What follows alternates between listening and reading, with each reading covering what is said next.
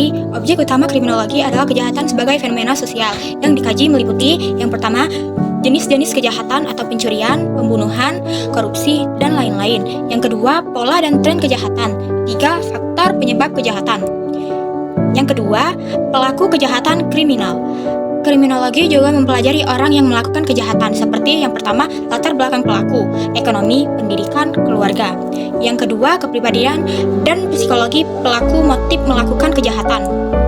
Lanjut, ada yang ketiga. Tiga, korban kejahatan atau victim.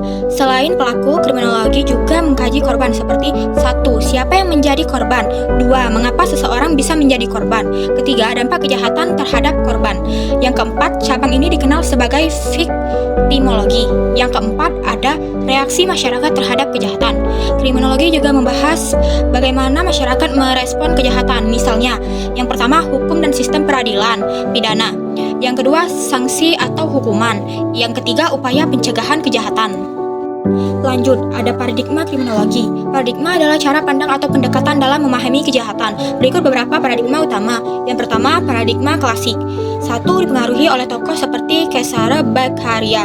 Kedua, kejahatan dianggap sebagai hasil pilihan rasional. Yang ketiga, manusia punya kehendak bebas. Yang terakhir, hukuman harus tegas untuk memberi efek jera.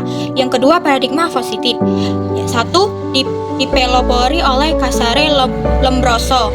Kedua, kejahatan dipengaruhi oleh faktor biologis, psikologis, dan sosial. Yang ketiga, pelaku tidak sepenuhnya bebas atau dipengaruhi lingkungan atau bawaan. Yang terakhir, fokus pada penyebab kejahatan. Lanjut, 3. Paradigma kritis. 1. Melihat kejahatan sebagai hasil dari ketidakadilan sosial. 2. Mengkritik sistem hukum dan kekuasaan. Yang ketiga, menilai bahwa hukum sering berpihak pada kelompok tertentu. Yang keempat, terakhir, paradigma interpretatif atau sosial. 1. Menekankan makna sosial dari kejahatan. 2. Kejahatan bisa berada tergantung sudut pandang mereka. Yang terakhir, fokus pada interaksi sosial. Baik, terakhir ada kesimpulan. Objek studi kriminologi mencakup kejahatan, pelaku, korban, dan reaksi masyarakat. Paradigma kriminologi adalah cara pandang dalam memahami kejahatan seperti klasik, positif, kritis, dan interpretatif.